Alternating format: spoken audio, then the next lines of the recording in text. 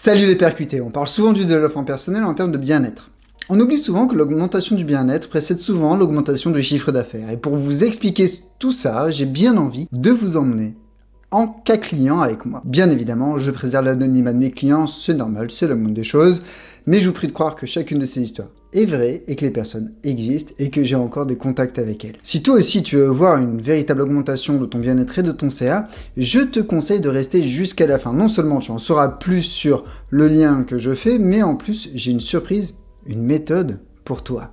Qu'on soit bien clair, le bien-être peut être totalement isolé de ta situation financière. De la même manière, il est possible de développer une belle abondance financière tout en étant parfaitement misérable, tel un rat crevé à Marseille. Avant d'aller dans le vif du sujet, j'aimerais qu'on soit bien clair. J'ai évidemment mon avis sur la question et je vais avoir du mal à en changer. Cependant, si tu es capable d'écrire un commentaire argumenté qui me permet de voir une nouvelle vision de la chose, j'en serais ravi et j'adorerais ça. Donc n'hésite pas à commenter cette vidéo si tu en as envie. Maintenant on va y aller franco et totalement. Développer son bien-être et mieux gagner sa vie, c'est un lien fort et véritable et au moins sous 4 aspects différents pour peu qu'on garde clairement ce qu'il se passe. D'abord, il y a la première notion qui est l'alignement des valeurs et des actions. Dans un monde parfait, on n'aurait pas à mentir ou à nous forcer pour faire ce qu'on veut. Dans le monde actuel, force est de constater que la tentation est grande, voire qu'on nous encourage à mentir, à nous forcer pour faire des choses, notamment vendre. Vendre comme on croit qu'on doit vendre mène généralement à des cycles de vente désagréables pour tout le monde ou bien une prestation peu affriolante. Un peu comme si tu devais fourguer ton tonton moche à un date Tinder, quoi.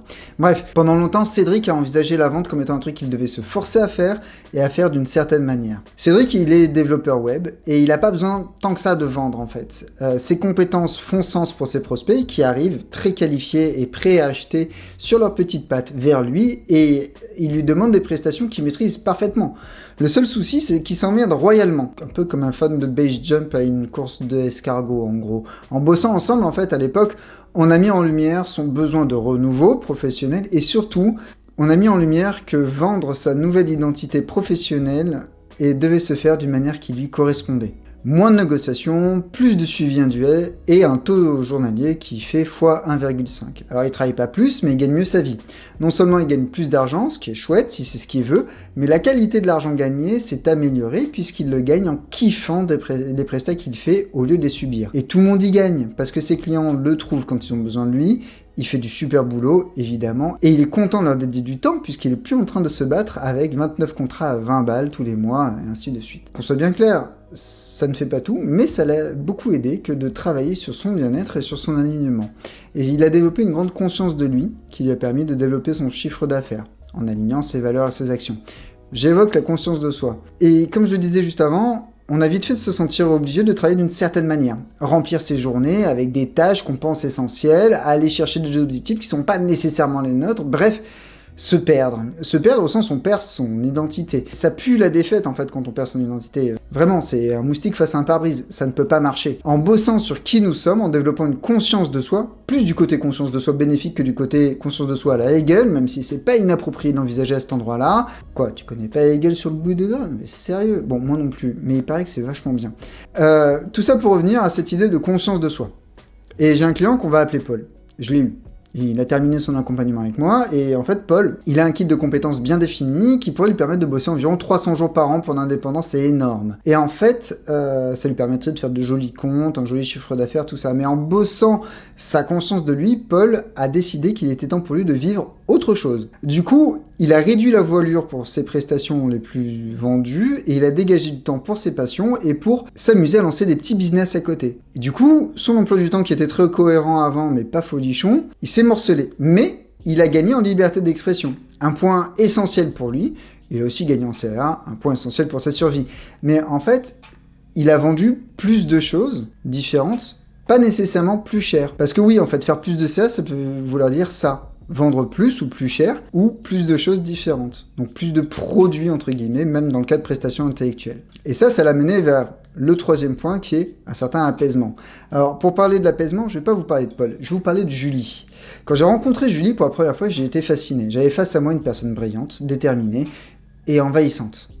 Mais genre envahissante quoi. Il y avait quelque chose chez elle d'encombrant, Au fond d'elle, elle était ultra respectueuse des gens, elle était sincèrement intéressée par eux, par leur individualité, leurs émotions, mais dans les faits, c'était un boucan intersidéral, comme on dit à Marseille.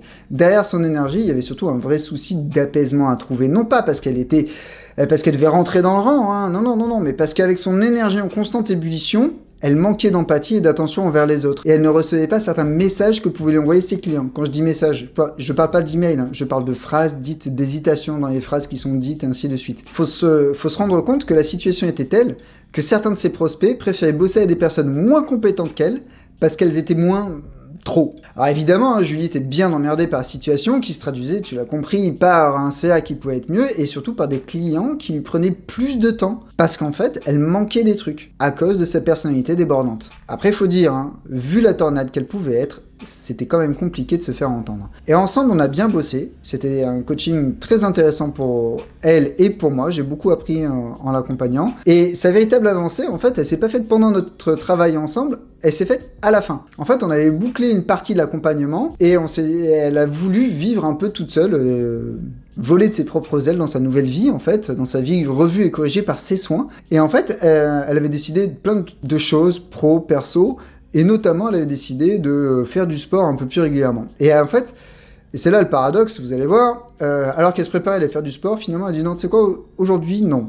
Aujourd'hui, je vais aller m'installer dans mon quartier, je vais aller me balader, je vais prendre une clope et un briquet, et je prends pas de portable, je prends pas mes écouteurs, je prends rien, j'y vais comme ça, et je me laisse être. Et elle va dans la rue, pas de portable, pas d'écouteurs, juste sa clope, son briquet, et elle s'installe sur un banc, je crois, un truc comme ça, bref. Alors qu'elle a fini sa sucette un cancer, elle reste quelques minutes et elle voit, en fait, dans son quartier, des interactions, des validations entre personnes, bref, quelque chose qui lui fait tilt, et qui fait qu'ensuite, elle a pris cette posture d'ouverture observante, ou d'observation ouverte, peu importe, pour en faire un point fort dans son métier. Alors évidemment, hein, il lui a fallu bosser sérieusement le sujet, parce que son côté boucan pouvait ressortir à certains moments et c'était gênant, mais elle y est arrivée, et elle a même réussi à marketer le truc, et de manière globale, elle a quand même fait un bond en avant en termes de vie pro, grâce à un déclic côté perso. En parlant de clic et de déclic, si tu peux cliquer sur le bouton j'aime et sur s'abonner, je t'en serais très reconnaissant. Si en plus, tu partages cette vidéo, tu rentres au panthéon des gens qui méritent ma reconnaissance.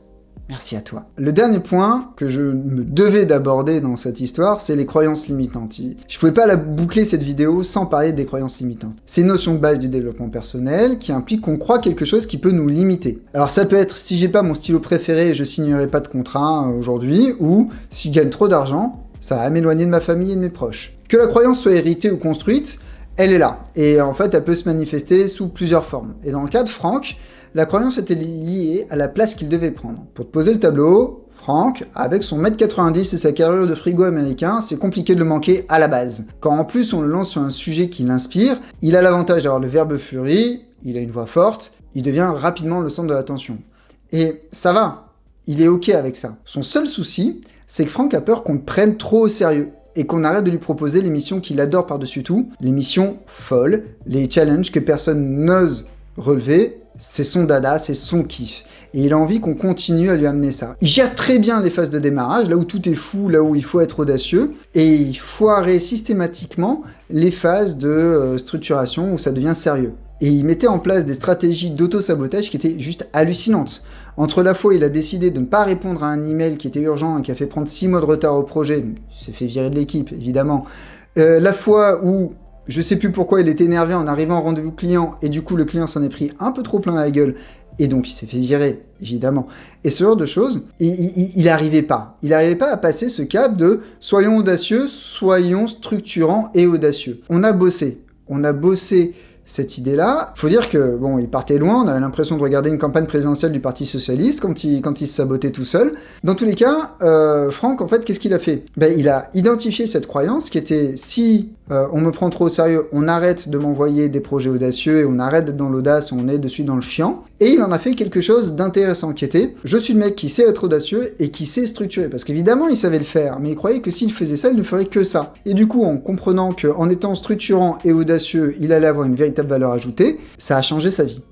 Et c'est pas peu de choses de le dire, parce qu'en fait, à la fin de notre accompagnement, quand il a commencé à comprendre la différence entre être sérieux chiant et être sérieux et audacieux, il faisait déjà plus 30% de CA par rapport au même mois de l'année d'avant. Et 2 ans plus tard, je peux te dire avec fierté qu'il se démerde tout seul. J'ai des nouvelles de lui, mais on n'a plus bossé ensemble, il mène son bonhomme de chemin, il mène ses missions jusqu'à leur terme, et il y a toujours des gens qui viennent en disant « Franck, on a besoin de ta folie ». Et ça, c'est génial, parce qu'en plus, il a doublé son CA. Il a un peu augmenté ses tarifs, certes, mais il bosse plus, et il bosse sur des projets plus ambitieux qui ont plus de budget. Maintenant, le temps des 4 clients est terminé, on va s'occuper de toi, tu vas voir. Et on pourrait croire, juste avant de passer à toi, on pourrait croire que j'ai choisi ces 4 clients parce qu'ils sont spéciaux ou parce que ça met en valeur mon travail de coach. C'est partiellement vrai. Ce qu'ils mettent en avant dans mon boulot, sur mon boulot, c'est qu'ils se terminent et que parfois il n'y a pas d'effet immédiat. Et que c'est très bien. Ce que ça met aussi en avant, et ça c'est mon discours qui le fait, et j'en suis très très conscient et très fier, c'est que leur progrès est le leur cheminement est le leur, et je suis juste là pour poser des questions à la base, moi. Et c'est très bien, leur avancée leur appartient, il en sera de même pour la tienne, elle ne t'appartiendra qu'à toi. Quand bien même cette vidéo serait à l'origine de ton évolution personnelle, c'est toi qui agis, c'est toi qui décides d'agir. C'est donc à toi que reviennent les lauriers. Et comment je sais que tu vas cheminer dans la vie? Bah déjà, tu as envie, donc tu chemines. On va garder cette base-là. Même quand tu as l'impression de faire du surplace, tu avances d'une certaine manière. Même quand tu en chies ou quand tout est facile, tu progresses intérieurement. Et le point essentiel, c'est que tu t'en aperçoives et que tu agisses en cohérence avec ce qui compte pour toi. Et voici la recette qui va t'aider, la méthode qui va t'aider. Elle est belle, elle est gratuite, c'est rapide à faire, d'où l'utilité de la partager. Quand on démarre notre vie professionnelle, on a tous des éléments qui nous parlent plus que d'autres. Par exemple, une manière de bosser, une techno, un impact qu'on veut avoir. Du coup, la première étape de la recette est de s'en souvenir et de voir si ça nous fait toujours vibrer. Si ça te fait toujours vibrer, c'est cool, parce que comme disait l'autre, si ça vibre, c'est que t'as encore du jus et que t'es paré pour te marrer. Je ne ferai aucun commentaire sur le contexte dans lequel cette phrase a été entendue. Si ça vibre plus, faut changer les piles, ou alors c'est que c'est le moment de se mettre en mode rien n'est impossible, et d'imaginer que ce que tu ferais si la vie c'était un jeu vidéo en mode méga facile. Le principe de la baguette magique dont je parlerai peut-être un jour, c'est-à-dire l'échec n'existe plus, je ne peux que réussir, qu'est-ce que je fais de ma vie? Et là c'est marrant, c'est là où on commence bien à rigoler en général. La deuxième étape c'est comment tu obtiens ce que tu veux. On est là bien sur une notion d'action, comment, et pas sur un plan, genre, qu'est-ce qu'il faudrait pour? Si t'es sur l'entretien du truc qui te fait vibrer, comment tu vires ce qui t'empêche de kiffer? Si t'es sur la mise en place du nouveau truc qui te fait vibrer, comment tu crées le contexte de réussite de son installation? Et la dernière étape, elle est ultra importante, et c'est la plus difficile pour les gens. À quelle date tu vas faire le point sur le sujet? Pose une date dans ton agenda, traite-la avec autant d'intensité que si c'était une deadline pro qu'on t'avait confiée. Parce qu'en fait, c'en est une. Commence à traiter ton parcours professionnel comme tu traites les tâches qui t'incombent et tout ira mieux. Et quand tu seras au bon endroit, parce que tu vas y aller dans ce bon endroit, quand tu seras au bon endroit, savoure ce qui se passe, kiffe, profite, remplis-toi de bonnes ondes, et puis continue. Allez, bisous.